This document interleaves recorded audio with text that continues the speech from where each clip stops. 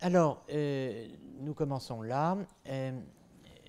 Nous sommes restés la semaine dernière sur ce que j'avais appelé l'énergie de l'archive. Sur l'idée que l'archive n'est pas un dépôt mort, mais qu'elle est comme le pétrole, le charbon et un certain nombre d'autres entités, une énergie fossile. Nous étions restés sur l'hypothèse qu'il y avait des règles de passage d'un événement de pensée à un autre. Et que ces règles étaient partie intégrante de l'archive elle-même. Autrement dit, de l'archive qui porte donc et qui dynamise le travail de l'historien. Cette hypothèse donc des règles de passage en quelque sorte interne d'une certaine manière à l'archive elle-même, cette hypothèse correspondait à la magnifique description donnée par Michel Foucault de l'archive dans l'Archéologie du savoir, page 170-171, selon laquelle l'archive, c'est d'abord la loi de ce qui peut être dit, le système qui régit l'apparition des énoncés comme événements singuliers. On pourrait s'arrêter là, mais non. C'est ce qui, à la racine même de l'énoncé événement et dans le corpus où il se donne, définit d'entrée de jeu le système de son énonçabilité. On pourrait s'arrêter là, mais non.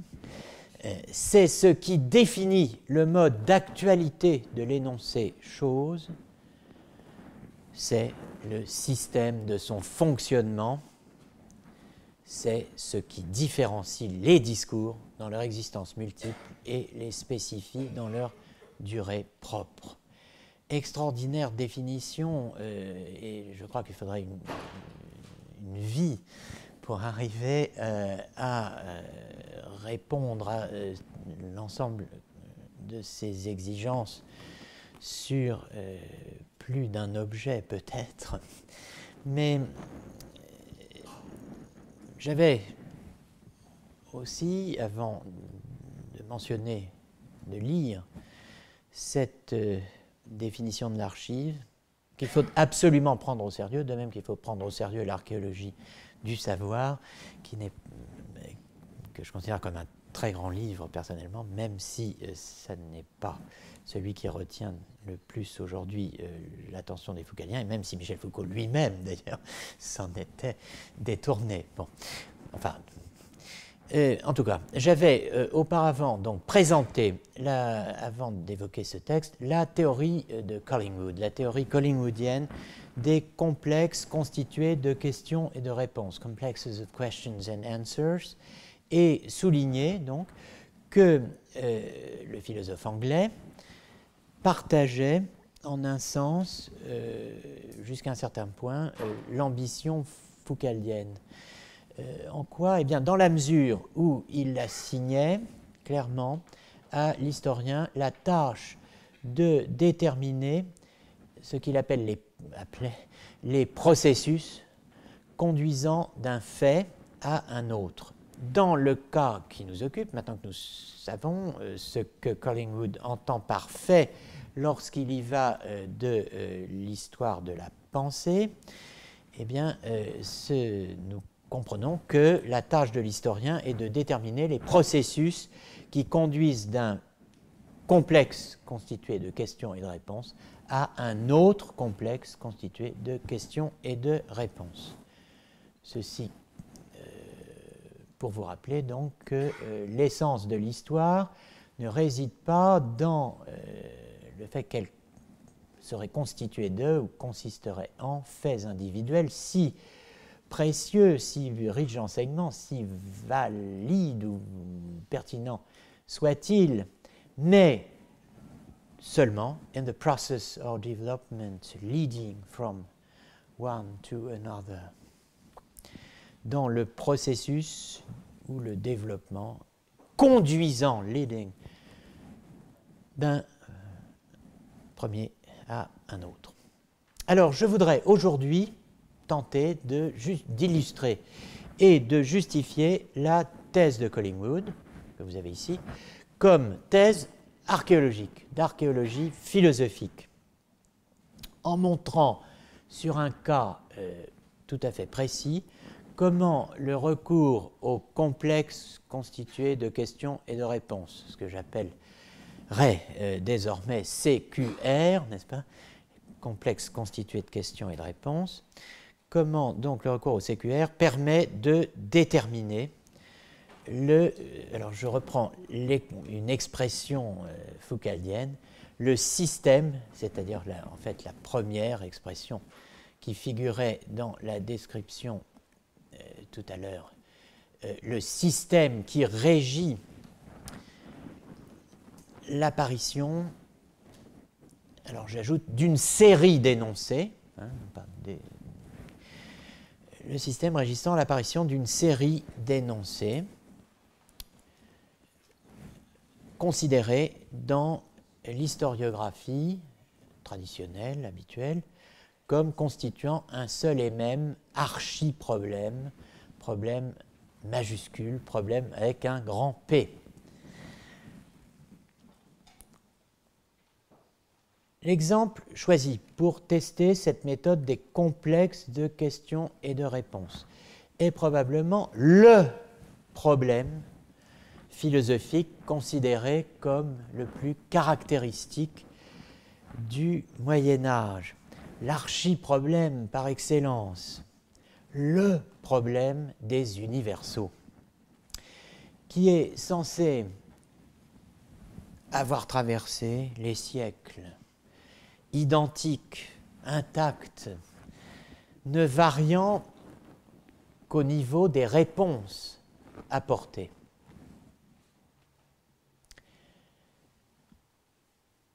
Le statut d'archi-problème, le statut paradigmatique, le statut de problème modèle, si on peut dire, de problème des problèmes, de la querelle des universaux, est évident, patent, dans la plupart des histoires de la philosophie. J'évoquais dans ma leçon inaugurale l'édit de Senlis, pris en 1474 par le roi Louis XI, pour empêcher matériellement la lecture des textes des nominalistes, n'est-ce pas ? L'édit exigeait que l'on enchaînât et clouât les livres des nominalistes dans toutes les bibliothèques, de manière que plus personne ne pût les ouvrir, les consulter. C'est ce qu'on appelle les livres enchaînés, hein, libri incatenati, les livres enchaînés. Bon, alors j'avais signalé d'ailleurs que cette procédure extrême, en apparence, n'était pas si extrême que ça, puisque les livres enchaînés existaient dans les bibliothèques universitaires, et notamment dans la grande bibliothèque qu'était la bibliothèque parisienne.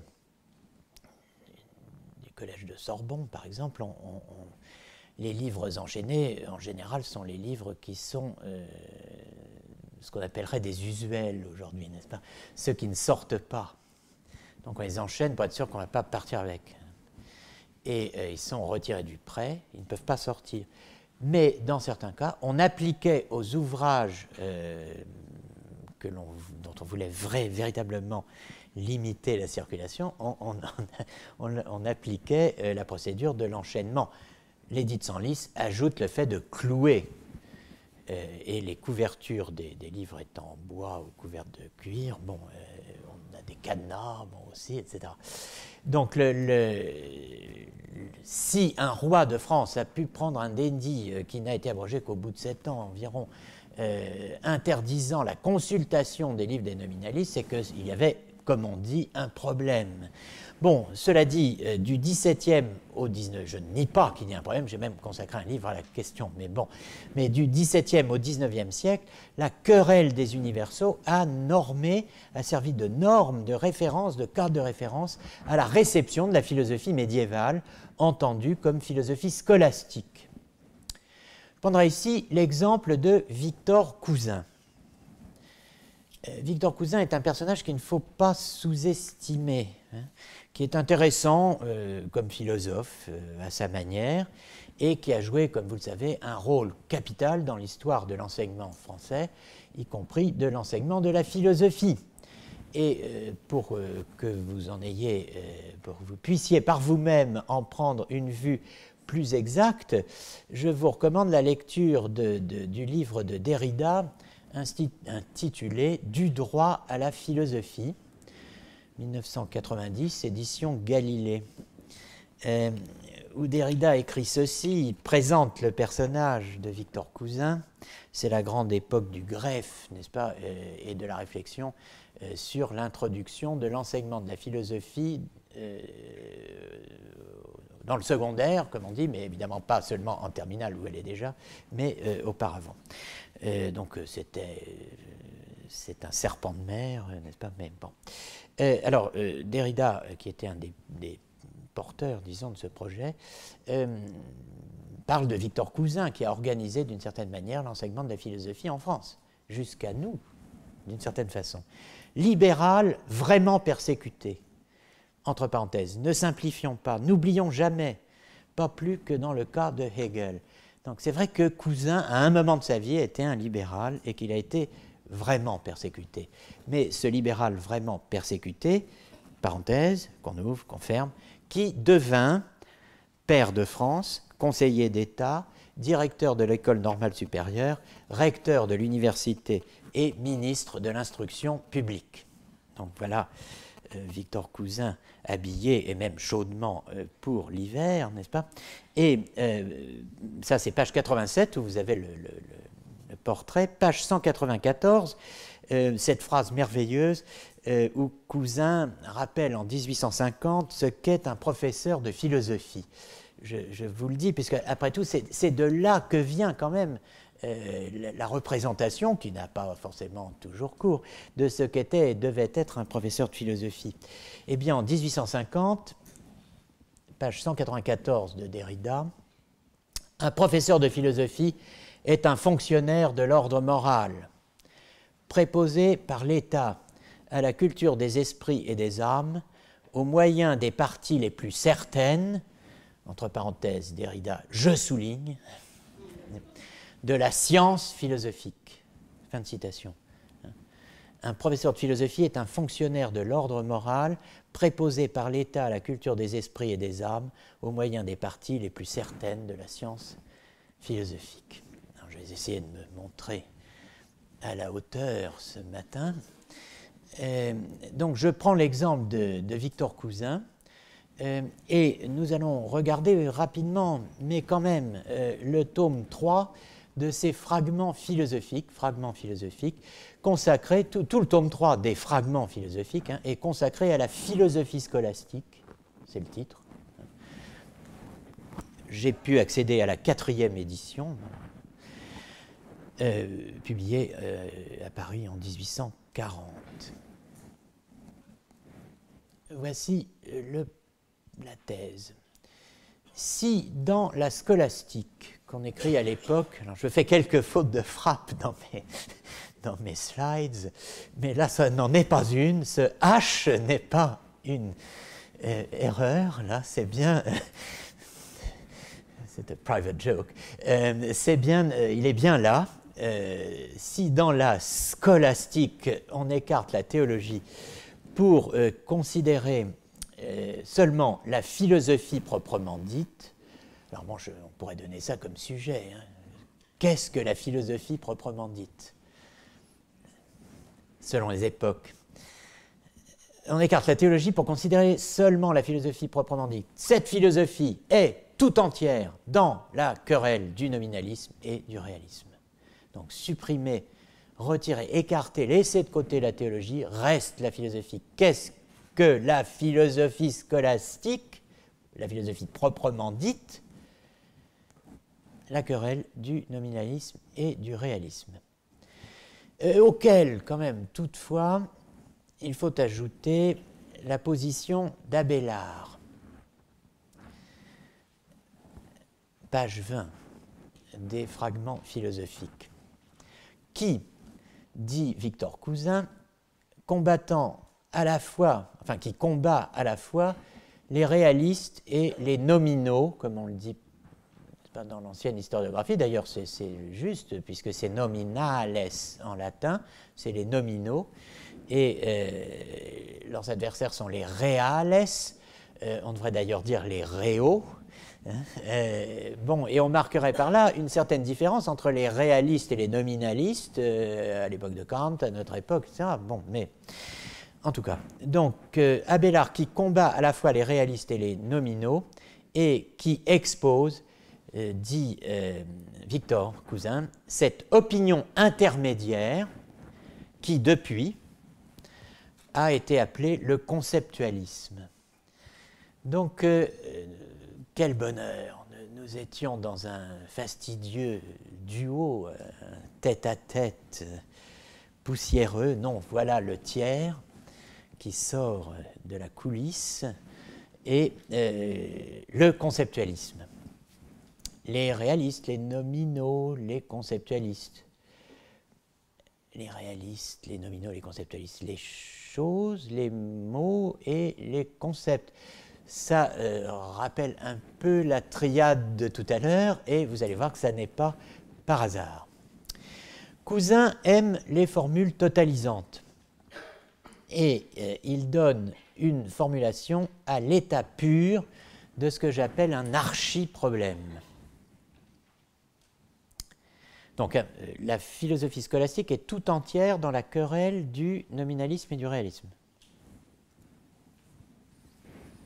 Platon est tout entier dans la théorie des idées. Alors, quelle est la thèse? Toute la philosophie se ramène à la querelle des idées, disons au débat Aristote-Platon, qui va être érigé en problème même de la philosophie. Et toute la philosophie scolastique qui se ramène à la querelle des universaux va donc ipso facto elle-même se ramener à la querelle des idées. Donc je lis maintenant le texte, planche 5 donc. Platon est tout entier dans la théorie des idées et l'on peut dire avec une rigueur parfaite que la métaphysique d'Aristote est une polémique perpétuelle contre cette théorie. Ce n'est pas là une querelle de détails, c'est toute la différence, qui sépare ces deux grands hommes. Car c'est là le problème même de la philosophie. Les expressions de ce problème varient suivant les diverses époques de la philosophie et de la civilisation. Les données en sont plus ou moins nettement posées, les conséquences plus ou moins rigoureusement développées. Mais le problème est toujours celui qui, à toutes les époques, tourmente et féconde l'esprit humain, et par les diverses solutions qu'il soulève, engendre toutes les écoles. Donc vous voyez, Cousin, qui est le saint patron, si j'ose dire, de l'éclectisme en philosophie, a une vision de la philosophie qui impose et réclame d'avoir un contact intime et réfléchi avec le système de la philosophie et au fond, de la production des énoncés, des théories philosophiques, et même l'engendrement des écoles. Hein. Donc vous voyez, c'est assez remarquable. C'est une série de réductions. Hein. La philosophie égale la querelle des idées, archi-problème, problème même de la philosophie, débat Aristote-Platon, toute la philosophie scolastique étant une des figures historiques et historiales de la philosophie, se ramène à la querelle des universaux, et donc cette querelle des universaux est un épisode de la querelle des idées.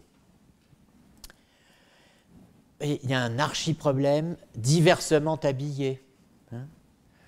Bien sûr, les expressions varient, les données sont plus ou moins précises, les conséquences plus ou moins bien tirées, mais c'est toujours le même problème qui tourmente et féconde. Bon, tout n'est pas faux. Je veux dire, nous avons tous un problème, si j'ose dire, qui nous tourmente et qui parfois ne féconde rien du tout, n'est-ce pas? Mais bon, ici c'est l'humanité tout entière et il y a une description, au fond, à la fois éclectique, c'est-à-dire à la fois sceptique, souriante et tatillonne, quoi. Le problème de la philosophie se teint, dit-il, en quelque sorte, le problème de la philosophie, hein, bon, se teint en quelque sorte de toutes les couleurs du temps où il se développe. Plonger dans un bain, n'est-ce pas, dans une teinture, c'est le milieu. Tout problème plongé dans un abîme du temps en ressort coloré, n'est-ce pas? Bon, il se teint en quelque sorte de toutes les couleurs du temps où il se développe, mais partout, il est le fond duquel partent et auquel aboutissent les recherches philosophiques. Il est l'alpha et l'oméga, l'arché et le télos, il est le principe et la fin. Il a l'air de n'être guère qu'un problème de psychologie et de logique, et en réalité, il domine toutes les parties de la philosophie, car il n'y a pas une seule question qui, dans son sein, ne contienne celle-ci. Le problème de la philosophie, c'est le problème des idées, n'est-ce pas? Hein? Donc, il a l'air de n'être qu'un problème de psychologie et de logique. En réalité, il domine toutes les parties de la philosophie, car il n'y a pas une seule question qui, dans son sein, ne contienne celle-ci. L'archi-question, la question des questions. Tout cela n'est-il qu'une combinaison de notre esprit, faite par nous à notre usage, ou tout cela a-t-il en effet son fondement dans la nature des choses? C'est la grande querelle de l'idéalisme et du réalisme post-kantienne. Mais c'est aussi le débat Platon-Aristote, et du même coup, ça va être la querelle des universaux. D'où vient que le problème de la philosophie et la querelle médiévale des universaux se ramènent l'un à l'autre, ou plutôt que la seconde, la querelle médiévale des universaux, se ramène au problème de la philosophie, c'est-à-dire la querelle des idées, le problème des idées. Bon, ce n'est pas une oukase. Victor Cousin, du haut des diverses fonctions qu'il occupe dans le système éducatif, comme on dit aujourd'hui, ne prononce pas souverainement en disant c'est comme ça et ça n'est pas autrement. Il y a des arguments, il y a des analyses, et c'est bien pourquoi il faut encore lire ce genre d'auteurs. Le scénario, parce qu'ils nous apprennent quelque chose sur la méthode en histoire et sur la manière dont nous faisons de l'histoire. Le scénario est simple. Tout part d'une phrase de Porphyre. On cherche ce qui va nous permettre de trouver un passage entre querelle médiévale des universaux et querelle des idées. Il faut un moyen terme, il faut un sas, il faut un portail, il faut une entrée. Qu'est-ce que c'est? Ça pourrait être 25 volumes, ça pourrait être, je ne sais pas, 3 siècles de réflexion. Non, c'est une phrase de Porphyre. Bon, d'ailleurs, c'est une phrase de Porphyre, l'expression est ambiguë d'une certaine façon, mais c'est bien une phrase de Monsieur Porphyre. Hein. Donc, tout part d'une phrase de Porphyre. La phrase elle-même expose la grande alternative de la philosophie antique, de la philosophie scolastique, et par voie de conséquence de la philosophie moderne, y a-t-il ou non des idées? En effet, ça peut être sceptique, mais enfin, pourtant non. Hein. L'idéalisme, la phrase est de Cousin, l'idéalisme a survécu à Platon. Il a, je cite toujours, traversé les âges. Je cite toujours, il vit et vivra autant que l'esprit humain et la philosophie. L'idéalisme a survécu à Platon. Il a traversé les âges, y compris le long Moyen-Âge. Hein. Il vit, il vivra, autant que l'esprit humain et la philosophie. La théorie contraire, page 87, n'est pas moins vivace. Le conflit n'est donc pas près de s'éteindre. Hein.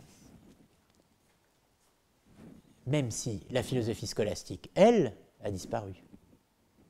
Donc nous entrons, nous sortons, nous sommes des accidents de l'histoire, mais la substance de l'histoire reste ce problème même de la philosophie. Les couleurs changent, les conséquences, les formulations varient, mais le conflit demeure. Pourquoi? Parce que, au fond, entre la philosophie antique et nous, il y a la philosophie médiévale. Entre la philosophie antique et la philosophie médiévale, il y a une phrase, il y a la phrase de Porphyre. Cette phrase unique qui porte toute l'histoire de la philosophie se trouve au début de l'Isagogé. En grec, l'introduction rédigée par Porphyre aux catégories d'Aristote, premier livre de l'Organon, dans les distributions les plus couramment attestées, en tout cas dans celle-là, pour que cette introduction aux catégories puisse valoir elle-même comme une introduction à toute la philosophie, ce qu'elle était de fait dans le cursus néoplatonicien, athénien et alexandrin. Cette Eisagogé, cette introduction, est traduite au VIe siècle de l'ère chrétienne par Boès, du grec au latin. Boès, l'auteur de la Consolation de philosophie, Philosophia étant un personnage qui lui apparaît en rêve peu de temps avant qu'il ne soit exécuté, comme vous le savez. Il apparaît dans sa prison et c'est un des chefs-d'œuvre des satires Ménippées, enfin d'un écrit composé, fondé sur l'alternance des poèmes et des morceaux de prose. Bon, mais philosophie, c'est une femme, n'est-ce pas, qui apparaît en rêve. En tout cas, Boès n'a pas fait qu'écrire la Consolation de philosophie, il a aussi traduit et commenté un certain nombre d'œuvres d'Aristote. Il a aussi traduit les Agogées, donc dans la période qui est à peu près contemporaine de la fermeture de l'école néoplatonicienne d'Athènes par l'empereur Justinien, 529 exactement pour cette fermeture, et de la conversion au christianisme des principaux philosophes de l'école d'Alexandrie, avec notamment Jean le Grammairien, Philopon, dont j'ai déjà parlé la semaine dernière. Donc vous voyez, à ce moment précis où commence ce qu'on appelle la translatio studiorum, la migration des philosophes d'Athènes vers la cour de l'empereur de Perse parce que leur école est fermée, en ce moment où commence au fond une christianisation de la philosophie alexandrine, et bien dans ce même moment, Boès, en Occident, traduit Aristote et Porphyre du grec au latin. Le scénario médiéval que je viens de brosser, dont je viens de brosser la prémisse, n'est-ce pas, à grands traits, n'est-ce pas, commence sous la plume de Victor Cousin comme un péplum, comme un film en costume, quelque part entre Carthage en flammes et la chute de l'Empire romain, quoi. Bon, je vous lis le passage. Il faut supposer le monde ancien détruit, la philosophie ancienne ensevelie avec la civilisation dont elle faisait partie, et la longue et brillante polémique qui avait fait la vie même de cette philosophie, réduite à la phrase de Porphyre dans la traduction latine de Boès. Quelle terrible, atroce, épouvantable métonymie, n'est-ce pas? Toute l'histoire converge vers une seule phrase, la phrase de Porphyre, traduite par Boès, qui va être disons, à l'histoire de la philosophie, ce que la petite phrase de Vinteuil, n'est-ce pas, est à la recherche du temps perdu, quoi. On va se dire, au fond, on rêve de l'entendre mise en musique, cette phrase de Porphyre. Effectivement, on aimerait, mais en tout cas, donc c'est sur cette phrase de Porphyre, dans la traduction latine de Boès, c'est sur cette phrase et autour d'elle que va peu à peu se reformer une philosophie nouvelle. Et un monde dévasté, vide, il n'y a plus rien, il n'y a plus qu'une phrase, et petit à petit va se réordonner autour de cette phrase, ce front, cet ordre de bataille, cette ligne, ce corps d'armée que va être la philosophie. Et nous saurions, mais pensons à la description qu'Aristote donne de la pensée. Une armée en déroute qui tout à coup se reforme parce que quelqu'un a eu le courage de s'arrêter, de faire face, front de toutes parts, et les pensées tout se rassemble autour de cela. Relisez l'admirable passage de ce point de vue des analytiques, n'est-ce pas, où Aristote compare la pensée qui se stabilise et s'arrête comme une armée en fuite qui tout à coup s'arrête, se fixe et fait front. Bon, eh bien là, c'est un peu la même chose. Toute la philosophie se reforme peu à peu, et même c'est une philosophie nouvelle qui se forme en se reformant autour de la phrase résistante, qui a résisté à tout. Les commencements de cette philosophie seront bien faibles, il est vrai, et se ressentiront de la profonde barbarie du temps, mais une fois née, la puissance de l'éternel problème la développera et lui ouvrira une carrière immense. Donc la philosophie ancienne, réduite à une phrase, à un unique problème, un problème éternel, dont la puissance suffit à faire naître, renaître et croître une philosophie nouvelle. Donc on brûle de connaître cette phrase. En fait, ce n'est pas une phrase, c'est un paragraphe, ou plutôt deux paragraphes, dont Victor Cousin privilégie une phrase. Et même, vous allez le voir, une partie de phrase. Voici, écrit Cousin, page 83, cette phrase, telle que la rencontra le Moyen-Âge dans le latin de Boès, avec ce qui la précède et ce qui la suit immédiatement. Donc, en fait, Cousin cite deux paragraphes de Porphyre, en latin, puis en français. Donc tout n'est pas acheté dans la méthode de Cousin. Latin, français, en imprimant en italique la fameuse phrase, avant, dit-il, de la mettre aussi sous les yeux du lecteur seul, dans le grec de Porphyre. Vous voyez, superbe mise en scène, d'abord le latin, peut-être personne ne comprend rien, puis le français, et enfin apparaît, alors non pas nu là, mais habillé, la phrase dans le grec de Porphyre. Alors voici la traduction française proposée par Cousin du fameux texte de Porphyre tel qu'on pouvait le lire en latin au Moyen-Âge. C'est coûteux cette méthode, hein, parce que bon, on ne saute pas directement à ceci ou à cela. On dit, bon, il y a le latin, non, je traduis le latin, et puis bon. Mais alors comment le traduit-il? Pour nous, c'est extrêmement intéressant de voir comment on traduit un texte latin du VIe siècle, qui est la traduction d'un texte grec antérieur, et comment on le traduit dans la langue du philosophe éclectique, qui est l'interlocuteur de Hegel et l'introducteur de la philosophie allemande en France, quand même. C'est notre planche 8, ce qui ne vous apprend absolument rien d'ailleurs, mais c'est moi qui essaie de ne pas me perdre dans ma numérotation. Donc, Isagoge, traduction cousin.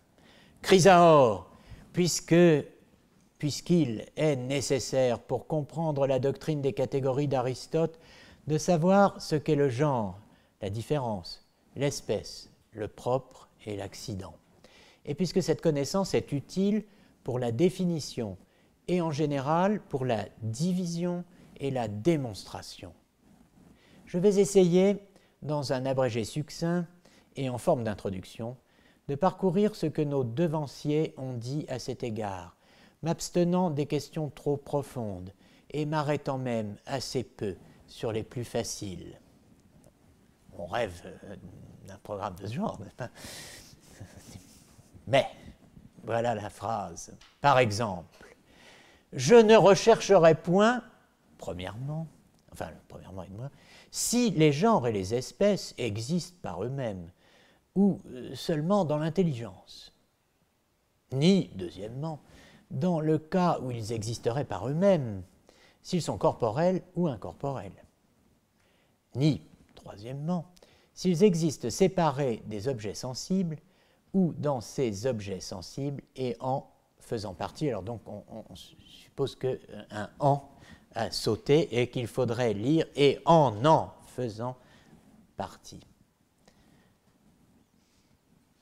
Ce problème est trop difficile et demanderait des recherches plus étendues. Je me bornerai à indiquer ce que les anciens, et parmi eux les péripatéticiens, ont dit de plus raisonnable sur ce point et sur les précédents. Alors, c'est quand même extraordinaire cela.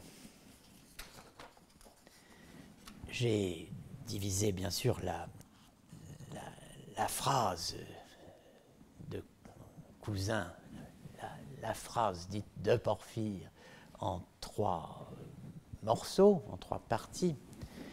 Mais avant d'entrer dans le vif du sujet, je vous invite quand même à remarquer que l'archi-problème transmis par Porphyre, hein, par la belle phrase de Porphyre, eh bien, Porphyre le pose ce problème pour dire que précisément, il ne va pas en parler. Pourquoi?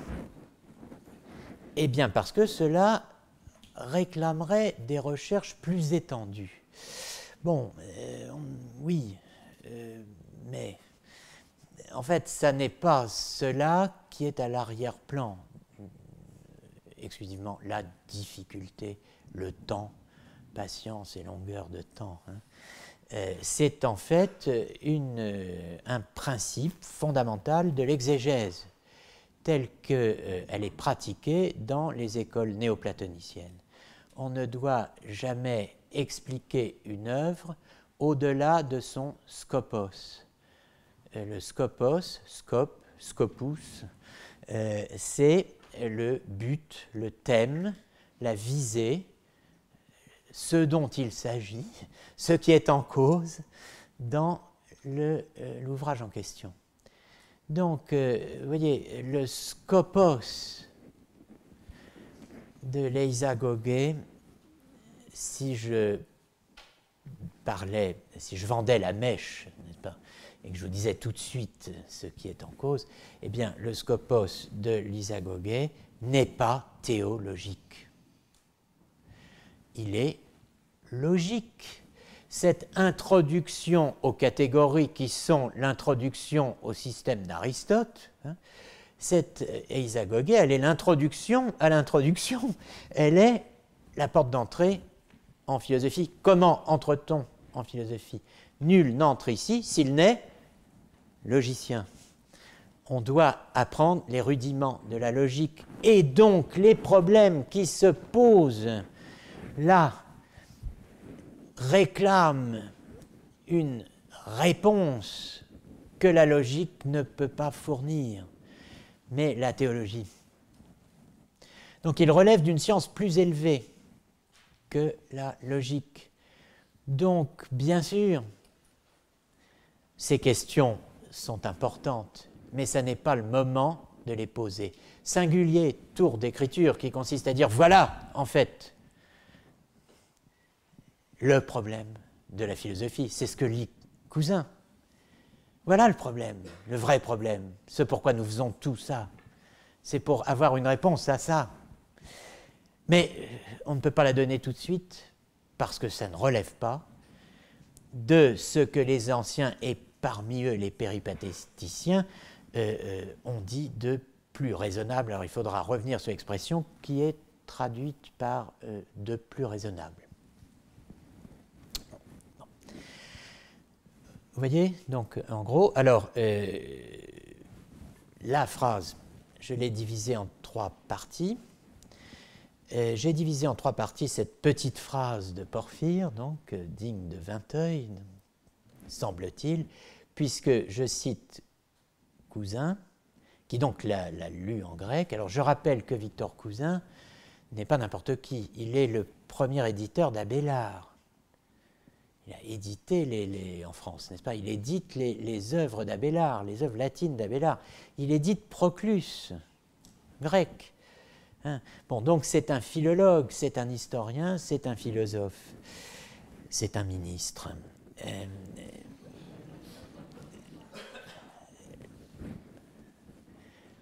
Le langage harmonieux, la manière de s'exprimer nette et précise, et en même temps encore gracieuse. Voilà, j'espère que vous avez trouvé tout ça dans la phrase de Porphyre. Un langage harmonieux, une manière de s'exprimer nette et précise, et en même temps gracieuse encore. Bon, en tout cas, les 3 questions, 1, 2, 3, qui s'enchaînent, forment à l'évidence ce que j'appelle après Collingwood un complexe constitué de questions, et manque la réponse, puisque la réponse est différée à une science plus élevée. Bon, avant d'examiner de plus près tout cela, historiquement et archéologiquement, notons 3 points.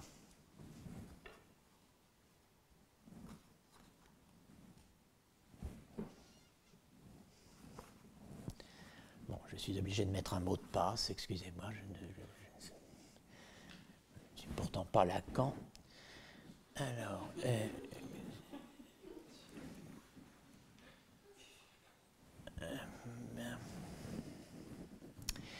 donc, 3 points. Premier point, Victor Cousin reformule quelques pages plus loin la phrase harmonieuse, nette et gracieuse de Porphyre. Il reformule le questionnaire en des termes sensiblement différents. Donc je fais une petite comparaison là, simplement pour que vous voyez les nuances lexicographiques entre la traduction en italique et ce que Cousin présente lorsqu'il commente tout cela. Il nous dit « Boès examine les 3 questions sur les genres et les espèces. Premièrement, première question, s'ils existent par eux-mêmes ou s'ils ne sont que des conceptions de l'esprit. » Voilà sa reformulation maintenant dans son commentaire. Tout à l'heure, il traduisait « si les genres et les espèces existent par eux-mêmes ou seulement dans l'intelligence. » ça n'a l'air de rien, mais on va voir que c'est important. Deuxièmement, deuxième question, s'ils sont corporels ou incorporels. Tout à l'heure, la traduction disait « dans le cas où ils existeraient par eux-mêmes, s'ils sont corporels ou incorporels ». Troisièmement, s'ils existent seulement dans les objets sensibles ou s'ils en sont séparés. La traduction disait « s'ils existent séparés des objets sensibles ou dans ces objets sensibles et en faisant partie ». Ça, c'est le premier point qu'il faut noter. Il y a des petites différences dans la restitution des thèses, enfin des problèmes posés. C'est allégé. Deuxième point à noter, Cousin souligne que Boès applique ces questions non seulement au genre et à l'espèce, mais aussi à la différence au propre et à l'accident. Troisièmement, et c'est cela qui m'intéresse, Cousin explique que les trois questions qu'on vient de voir peuvent être ramenées à la première. Donc je signalais tout à l'heure cette pratique métonymique, n'est-ce pas, prendre la partie pour le tout de l'historien Cousin, n'est-ce pas, on va de réduction en réduction. La querelle des universaux se résume à la querelle des idées, tout tient dans une seule phrase, la phrase de Porphyre, qui en somme présente trois questions, qui pour finir se ramènent à la première d'entre elles. C'est clair. Donc, Cousin explique que les trois questions peuvent être amenées à la première et que, à cette question, donc telle qu'il la comprend, c'est-à-dire telle qu'il la restitue dans ce que vous avez eu sous les yeux au tableau, cette question qui résume toute la philosophie, d'une certaine manière, résume aussi tout le questionnaire de Porphyre. 1 égale 3. Eh bien, à cette question, Boès fait une réponse positive. Voilà le texte maintenant. Sur la première question, qui peut nous tenir lieu des deux autres? Oui, la manière de travailler de l'historien. Il y a trois questions. Je considérerai la première, qui peut tenir lieu des deux autres. Sur la première question, qui peut nous tenir lieu des deux autres, Boès déclare positivement que le genre, l'espèce, la différence, le propre, l'accident existent réellement. Et la raison qu'il en donne est que sans eux, rien ne serait, puisqu'il n'y aurait ni accident, ni propriété, ni différence, ni genre. Bien.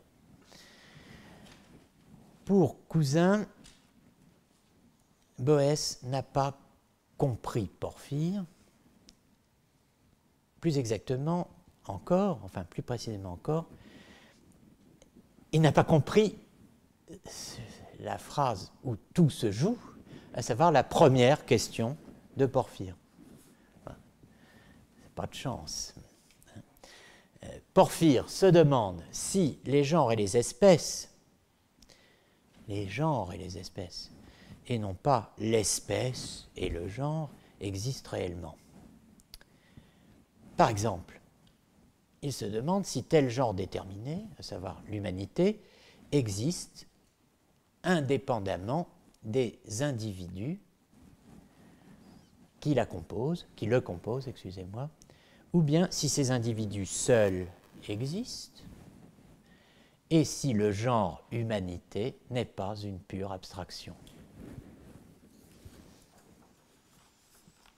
Voilà ce que Porphyre se demande. Est-ce que les genres et les espèces existent indépendamment des individus qui les composent, qui entrent, qui tombent sous ces genres et ces espèces, ou bien est-ce que seuls existent les individus? Auquel cas, les genres, comme par exemple le genre humain, ne seraient que pure abstraction. Bon, ce sont des choses ou pas ces genres. Voilà le problème de Porphyre. Boès n'a pas compris cela. Il a converti la grande et légitime question de la réalité des genres et des espèces en la question insensée, et qui n'en fut jamais une, de la réalité du genre, de l'espèce, de la différence, du propre et de l'accident. Bon. Je ne commande pas là, mais on pourrait faire un commentaire philosophique de cela et dire que la question de la réalité de la différence n'est peut-être pas si insensée qu'il le dit, que la question de la réalité du propre n'est peut-être pas si insensée qu'il le dit, et que finalement la question de la réalité de l'accident est tout sauf insensée. Mais bon, comment aborder le texte de Porphyre si on veut l'aborder autrement que Boès ne l'a abordé? Comment comprendre Porphyre? Et voilà, ça c'est la tâche de l'historien. Cousin nous dit maintenant ce qu'il en est. Alors, il faut noter plusieurs choses. Je dirais deux préalables et qui nous conduiront à deux faits fondamentaux. Le premier préalable, le problème de Porphyre, c'est ce qu'on appelle en philosophie antique une aporie. On a un problème. La méthode philosophique d'Aristote, comme vous vous en souvenez sans doute, est diaporématique. Ça consiste à poser un problème, à traverser sa difficulté et à proposer une solution. Traverser des apories, diaporématique. Donc c'est une aporie qui comporte trois étapes ou paliers. Donc c'est un complexe de questions. L'énoncé complet du problème, alors en espérant qu'il n'y a pas trop de misprints.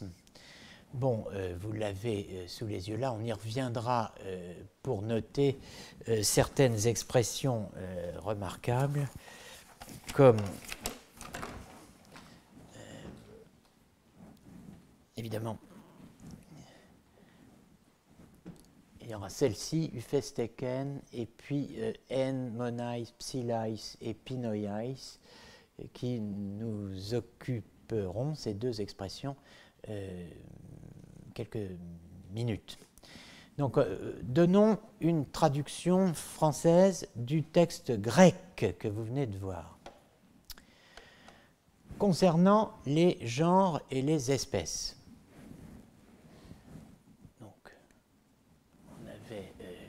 Ici, il faut que je m'habitue à ce stylo, periton genon te kai eidon, concernant les genres et les espèces.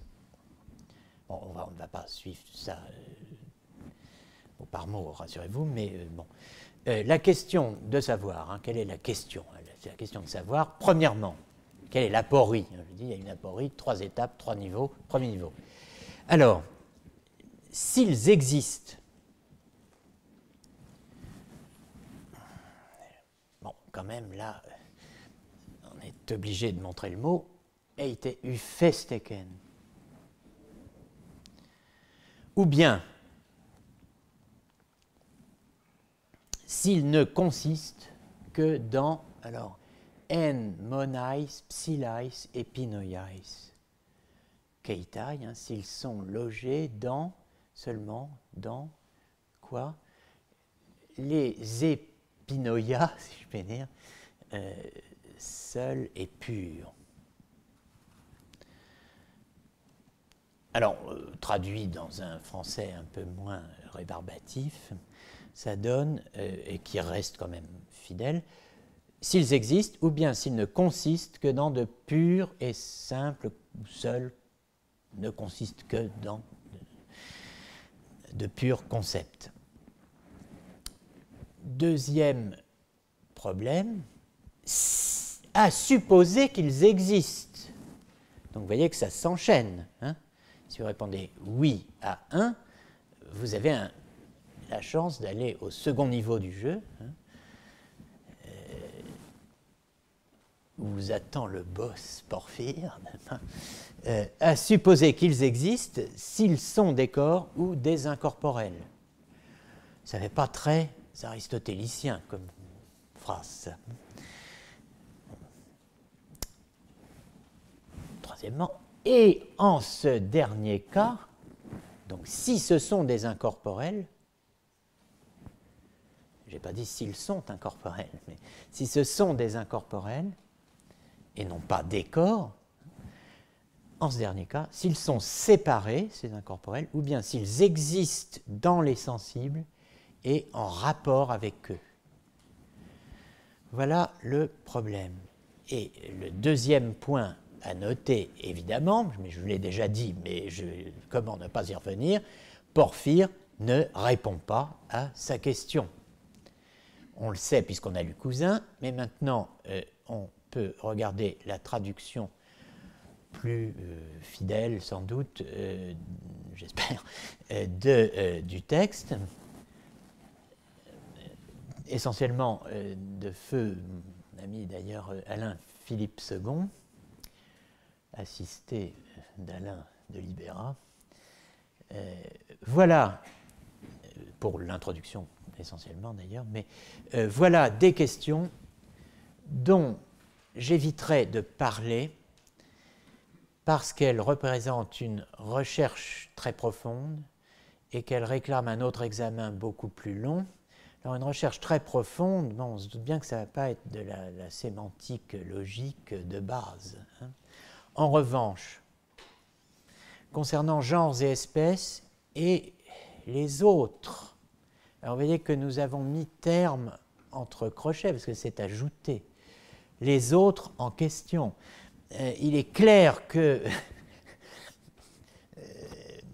terme doit être entre crochets, mais sinon, où serait le problème? Pour nous, c'est plus simple d'entendre qu'il y a là une explication de terme. Mais pour les anciens, il n'y a pas le mot terme. Donc la question se pose bien de savoir ce que c'est que ces items, comme disent les Américains maintenant, ces machins-là. Qu'est-ce que c'est, hein? Concernant genres et espèces et les autres en question, les trois autres, donc concernant ces cinq-là, comment les anciens, et tout particulièrement ceux du Péripathos, en ont traité logikothéron, c'est-à-dire d'une manière plus logique. Et cette expression est assez déconcertante, mais elle dit bien ce qu'elle veut dire, c'est-à-dire en parlant davantage en logicien qu'autre chose. D'une manière plus logique. Il parle d'une manière plus logique que les autres écoles. Et donc, évidemment, il faut comprendre qu'on va privilégier dans l'explication de ce texte de logique qu'est l'Eisagoge, qui introduit un traité de logique que sont les catégories, qui introduit elles-mêmes à un ouvrage d'ensemble qu'on appelle l'Organon, qui est l'ensemble des traités de logique d'Aristote. Bon, on comprend effectivement que si on veut parler dans les limites du scopos de l'œuvre, il va falloir parler en logicien.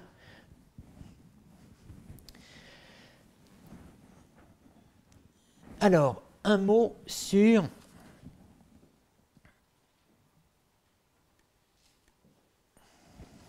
cette expression en monais, psilais et pinoiais. Qu'est-ce que cela, la psilé et pinoia? Psilé et pinoia. Eh bien, la première hypothèse que vous puissiez formuler, c'est que la psilé et pinoia, hein, vous voyez, et pinoiais au pluriel, hein, et psilais, la psilé-épinoïa n'est pas l'épinoïa. C'est de l'épinoïa pure. Bon, c'est du vocabulaire technique. Ça, clairement. Qu'est-ce que ça veut dire? D'où vient ce vocabulaire? Je ne vais pas me lancer dans 2 siècles d'histoire du vocabulaire logique et psychologique de l'Antiquité tardive, mais quand même, disons que, comme exemple d'épinoïa, on pourrait traduire de conception, on peut donner l'universel abstrait, ce qu'on appellerait par exemple un universel en ontologie, en ontologique. En logique, c'est une abstraction, hein, et cette abstraction, elle nous est donnée, elle nous est assurée, elle nous est livrée par ce qu'on appelle l'épinoïa, la conception. En revanche, la psilé-épinoïa, la pure conception, eh bien, cherchons-en un exemple, il est tout trouvé, c'est le célèbre bouc cerf, cette entité qui est à la fois un bouc et un cerf. Le tragélaphos, le bouc cerf. Donc c'est un exemple d'entité qui n'existe pas, qu'il n'y a pas. Le bouc cerf, ça n'existe pas. Le triangle abstrait, ça a de l'être d'une certaine manière. L'homme avec un grand H, ça a de l'être d'une certaine manière. Il va bien falloir voir lequel, mais bon, peut-être que c'est quelque chose. Vous voyez, il va falloir un peu préciser notre langage. Être, non-être, ou bien quelque chose, non quelque chose. Le bouc cerf, ça n'existe pas. Mais peut-être que c'est un non quelque chose. Ce qui ajoute une idée, ça ne peut pas être, puisque c'est constitué par des entités qui ne sont pas susceptibles d'être réunies. Ah, attends, mais attendez, elles ne sont pas réunies. C'est ce que nous dit l'expérience, mais elles pourraient bien être réunies en quelques entités que nous ne connaissons pas encore. De fait, c'est ce qui s'est passé, puisque le bouc cerf a fait une entrée triomphale dans la zoologie sous les traits de l'antilope koudou, qui était découverte au XVIIe siècle, sauf erreur. Bon, mais ce qui nous intéresse, c'est ce qui n'existe ni ne peut exister. Alors prenons un exemple, le cercle carré. Bon, de ça, on peut dire non seulement que ça n'existe pas, mais même que c'est un non quelque chose. Ça n'est pas quelque chose qui n'existerait pas.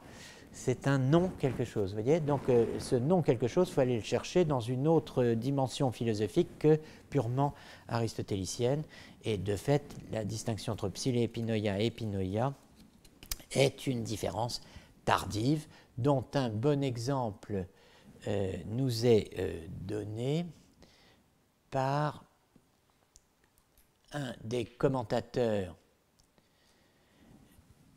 de cette école passée au christianisme, qu'était l'école d'Alexandrie, Elias.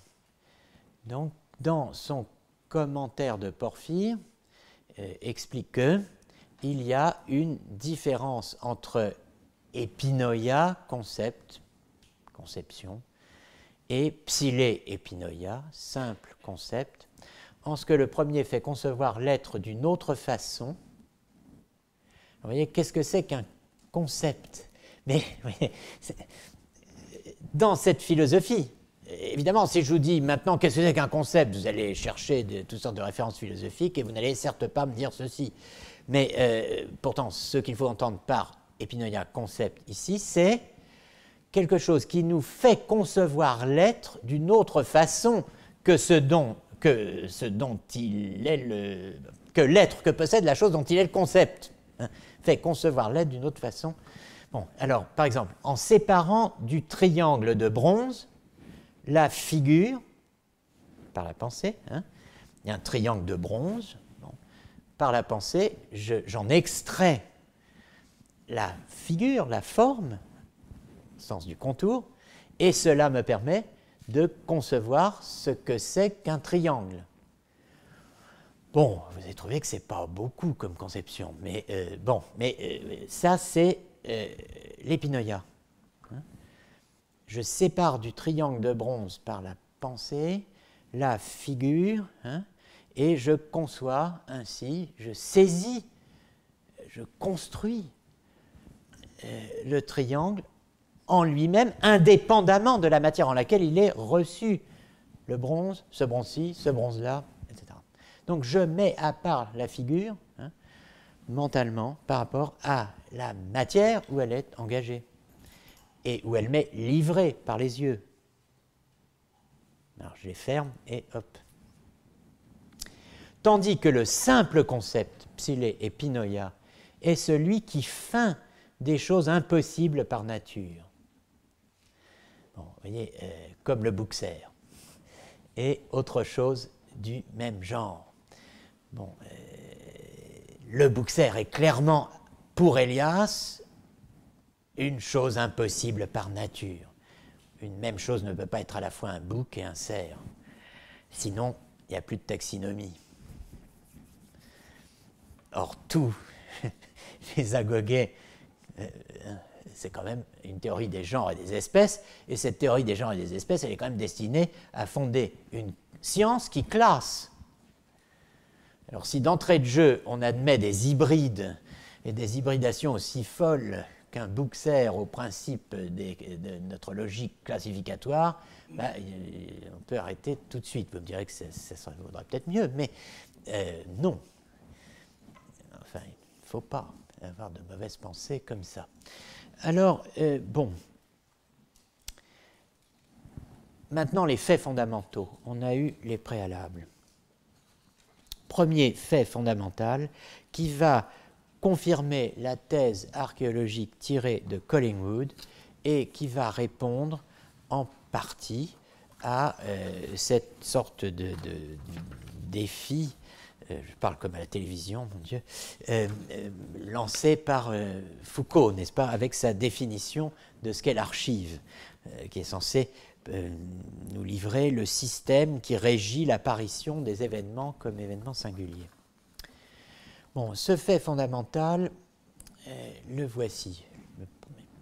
L'énoncé courant, familier, scolaire, habituel que vous obtiendriez peut-être en terminale d'un élève quelconque ou de vous-même scrutant votre mémoire ou d'un quidam quelconque, si d'une manière quelconque et un peu folle à dire vrai, vous lui demandiez d'après toi qu'est-ce que c'est que le problème des universaux. Bon, il est infiniment probable que s'il répondait ou elle répondait quelque chose, il ou elle répondrait ceci: les genres et les espèces, c'est peut-être trop demandé, les universaux, sont-ils des mots, des concepts ou des choses? C'est, en tout cas, l'énoncé scolaire, courant, familier qui s'est imposé durant toute l'histoire de la philosophie à la place du questionnaire de Porphyre. Les genres et les espèces sont-ils des mots, des concepts ou des choses? Donc, ce questionnaire-là, avec les trois possibilités qu'il ouvre, les trois théories qu'il délivre et les trois écoles qu'il engendre, les mots, eh bien, ce sera la position nominaliste, les concepts, ce sera la position conceptualiste, les choses, ce sera la position réaliste, eh bien, ce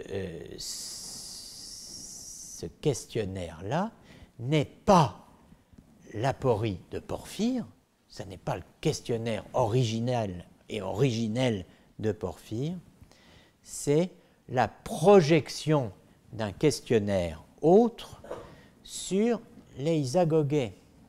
D'où vient ce questionnaire? Il vient des questions que l'on pose au VIe siècle dans l'école néoplatonicienne, quand on se demande aussi bien à Alexandrie qu'à Athènes quel est le but, le thème, l'objet, le sujet des catégories d'Aristote. Et il n'y a rien d'étonnant à cela d'une certaine façon. Les Isagogues introduit aux catégories. Les catégories traitent de la substance et des 9 genres de l'accident. Hein. Et bien sûr, on peut demander, et on ne s'est pas privé de le faire, si les catégories portaient sur des mots, pour essayer d'en définir les relations et d'organiser la signification de ces mots en système, si les catégories portaient sur des concepts, et à ce moment, il s'agit à peu près du même travail, mais sur les, en quelque sorte, les mécanismes classificatoires de la pensée, hein, ou bien sur des choses, et à ce moment-là, on se dirait, eh bien, oui, c'est vrai, il y a effectivement quelque chose comme l'homme commun, au-delà de cela qu'on appelle les hommes particuliers pris séparément.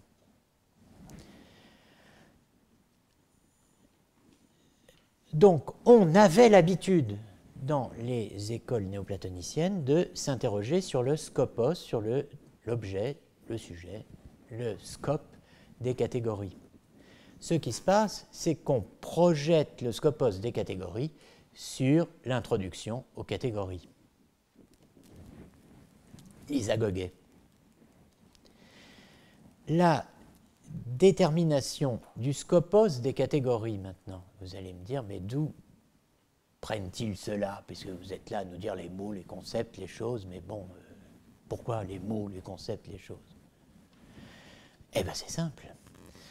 Vous avez les Isagogues, vous avez les catégories. Quel est l'ouvrage qui vient tout de suite après les catégories? Dans l'Organon, c'est le Peri Hermeneias, alias De Interpretatione. Quel est le contenu du premier chapitre du Peri Hermeneias, alias De Interpretatione? Eh bien, c'est la distinction entre les choses, pragmata, les pathemata tes psyches, les affects de l'âme, ce qu'on a pris l'habitude d'appeler ensuite les concepts, alors qu'il faudrait appeler ça les pathèmes, hein, c'est-à-dire ce que les choses impriment sur notre âme,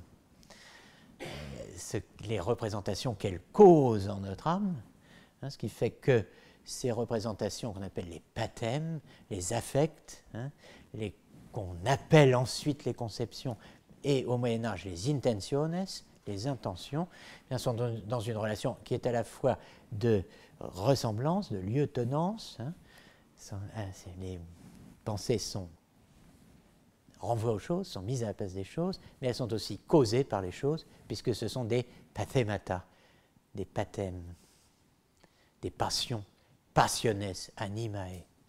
Les passions de l'âme, c'est ce qu'on appelle les concepts. Aïe! Oui, mais c'est comme ça. Au départ, c'est ça. Les impressions, les affects, les pathèmes. Bon, et puis, il y a, à part donc les choses et les concepts, il y a évidemment les phonae, la phonée sémantique, dit Aristote, c'est-à-dire les voix, les sons vocaux, hein, qu'on va appeler aussi les mots, qu'on va appeler aussi les noms. Bon, voyez. Donc vous avez ce trio-là qui est au départ du dé interprétationné. Donc, il y a ce que j'appelle un feedback textuel. Représentez-vous maintenant les trois traités disposés l'un après l'autre. L'Eisagoge qui introduit aux catégories les catégories qui préfacent le dé interprétationné, puis toute la logique. Il y a ce que j'appelle un feedback textuel en deux temps. Premièrement, notons donc que l'énoncé scolaire du problème des universaux, les genres et les espèces sont-ils des mots, des concepts ou des choses, n'est pas l'aporie initiale, originelle de Porphyre, mais un effet de la projection rétrospective du scopos des catégories sur l'Eisagoge, qu'on fait en faisant cours, en expliquant le texte. On se sert pour expliquer un texte de cette notion de scopos et, évidemment, on s'appuie sur un certain nombre de thèses, d'acquis, de principes d'interprétation. Deuxième temps de ce feedback textuel qui, en fait, nous indique comment a bien pu se former le scopos d'interprétation des catégories, eh bien, par la lecture du dé interprétationné ou périherménéias. La détermination de ce scopos est elle-même solidaire des éléments de sémantique mis en place par Aristote dans le chapitre 1er du Périherménéias. Donc, nous allons faire court. Je vais commencer à vous expliquer l'Eisagoge pour vous introduire aux catégories qui vous permettront enfin d'accéder au Périherménéias. Eh bien oui, mais avec quels outils? Avec des outils tirés du Périherménéias que j'ai rétrospectivement projetés sur le scopos des catégories, puis qui m'ont par là même permis d'organiser l'intelligibilité de ma lecture et de ma problématisation de l'Eisagoge. Si après ça, le cercle herméneutique n'est qu'une plaisanterie, alors, bon, vous voyez, l'ordre d'exposition des traités est commandé en sous-main par une rétrocession, si je puis dire, par un reflux des catégories fondamentales de la sémantique d'Aristote sur ces catégories et des catégories sur l'Eisagoge, c'est-à-dire sur les universaux. Donc, quel est, et on va être obligé de s'arrêter, mais quand même, je voudrais que vous ayez sous les yeux le texte du dé interprétationné 16A1-18 dans la traduction Tricot, Vrin. Il faut d'abord établir la nature du nom et celle du verbe. Ensuite, celle de la négation et de l'affirmation, de la proposition et du discours. On comprend que le dé interprétationné puisse être l'entrée dans la logique. Nom, verbe sont les constituants de la proposition, qui est une forme de discours. Mais il y a diverses sortes de propositions. Il y a les affirmatives et les négatives. Si vous n'avez pas ça en tête, vous pouvez aussi bien vous arrêter tout de suite. Bon, pour pouvoir avancer, on va donc établir la nature du nom et celle du verbe. Comment établir la nature du nom et la nature du verbe? En donnant des rudiments de sémantique philosophique, autant de termes qui n'existent pas vraiment sémantiques philosophiquement, mais enfin, en tout cas, il faut rendre compte de ce qui constitue un nom, de ce en quoi consiste un nom, de ce en quoi consiste un verbe. Et quand je dis des éléments de sémantique, je pèse mes mots, puisque, après tout, les raisonnements sont constitués de propositions. Les propositions sont constituées de termes, noms et verbes, et les noms et les verbes sont bien constitués de quelque chose, ce qu'on va appeler les grammes, ce qui est écrit. Et à partir de là se pose la question de savoir qu'est-ce qui est écrit. Eh bien, ce qui est écrit, c'est des sons vocaux, et puis tout s'enchaîne. Les sons émis par la voix sont les symboles des états de l'âme. Et les mots écrits, les symboles des mots émis par la voix. Et de même que l'écriture n'est pas la même chez tous les hommes, les mots parlés ne sont pas non plus les mêmes. Donc, il y a divers systèmes de mots parlés et écrits qui varient selon les hommes. Le texte grec dit ils sont katasynteken, et on va finir par traduire cela en disant qu'ils sont par convention, pacte. Mais bon, ça n'est pas forcément la bonne traduction, je ne m'engage pas là-dedans. Les états de l'âme, en revanche, les pathemata, tes, psyches, les affects de l'âme, ce qu'on va appeler les concepts par la suite, les états de l'âme, dont ces expressions sont les signes immédiats, sont pourtant identiques chez tous, comme sont identiques aussi les choses dont ces états sont les images. Donc vous avez ici un système complet, hein, les choses dont les pathemata, tes, psyches sont les images, on va dire les représentations par la suite, hein. Mais ces pathemata, ils sont des affects, des passions. Les choses sont les mêmes pour tout le monde, les états mentaux qui leur correspondent sont les mêmes pour tout le monde. En revanche, les mots écrits et les mots émis par la voix sont différents chez tous les hommes. Vous voyez, voilà ce qu'on appelle le triangle sémantique d'Aristote, parce qu'au sommet, vous mettez les pathèmes, à gauche, les sons émis par la voix, à droite, les choses. Les sons émis par la voix signifient les choses par l'intermédiaire des affects ou des concepts ou des impressions mentales. Ils n'ont pas de relation directe, les mots et les choses. Non, les mots, les concepts et les choses. Hein.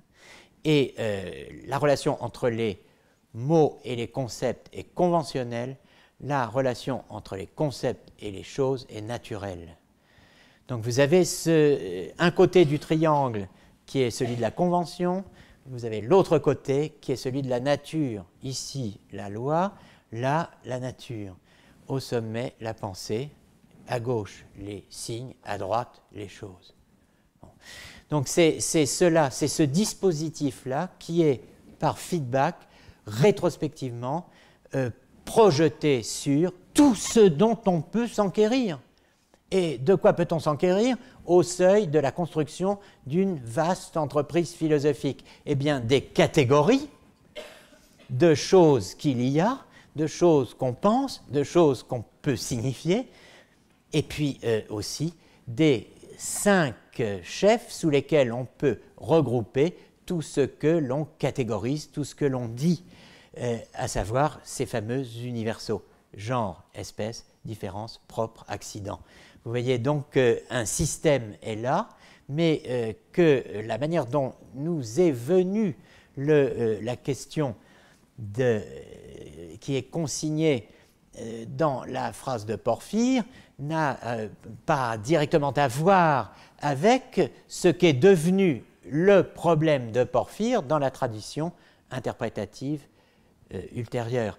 Et ce que vous observez quand vous lisez des commentaires de l'Élisa Goguet, à mesure que le temps passe, c'est qu'on surimpose de plus en plus nettement et violemment la seconde grille, celle héritée du Périère Ménaïas, sur le questionnaire initial, au point que les incorporels, très vite, et même assez radicalement, finissent par disparaître, ou en tout cas par perdre radicalement aussi le sens qu'il pouvait bien avoir chez ceux qui y recouraient, à savoir les stoïciens, et aussi, faut-il le dire, la tradition au fond, scolaire, n'est-ce pas, qui commence d'une certaine manière pour le péripatétisme avec Alexandre d'Aphrodise, le disciple à distance lunaire, n'est-ce pas, d'Aristote, parce que le premier grand disciple d'Aristote, il est très loin dans le temps, c'est Alexandre qui enseigne sous les Sévères dans une école qui a été de péripatétisme, qui fait partie de l'embryon d'université qui avait été établi à l'époque contre l'école rivale qu'est l'école stoïcienne. et contre les épicuriens. Donc vous voyez, vous avez ici véritablement un schème qui est un schème interprétatif, mais un schème qui aussi donne à penser. Il ne s'agit pas seulement d'interpréter un texte, il s'agit effectivement de poser des problèmes nouveaux, mais aussi, puisqu'il s'agit quand même bien, malgré tout, d'un scopos au départ, c'est-à-dire de l'interprétation d'un texte qu'on lit dans l'enseignement, il faut bien voir qu'on a aussi affaire, je dirais, à de l'interprétation scolaire d'un texte. Les problèmes philosophiques sont liés à l'exégèse des textes fondateurs, dans une tradition scolaire particulière qui est celle qu'a mise en place l'école néoplatonicienne, que ce soit à Athènes ou à Alexandrie, où Aristote est le prolégomène indispensable à l'étude de Platon. Donc n'oubliez jamais cela, il y a une structure au fond qui articule toute cette démarche. Aristote pour Platon, Aristote en vue de Platon. Aristote, c'est ce qu'on appelle les petits mystères dans l'école néoplatonicienne. Platon, ce sont les grands mystères. L'exégèse des textes d'Aristote doit nous rendre capables de pratiquer l'exégèse des grands dialogues de Platon. Eh bien, regardez l'université médiévale, vous avez les arts du langage et les arts tout court qui sont placés là en prolégomène à l'étude de la théologie. Je m'arrête.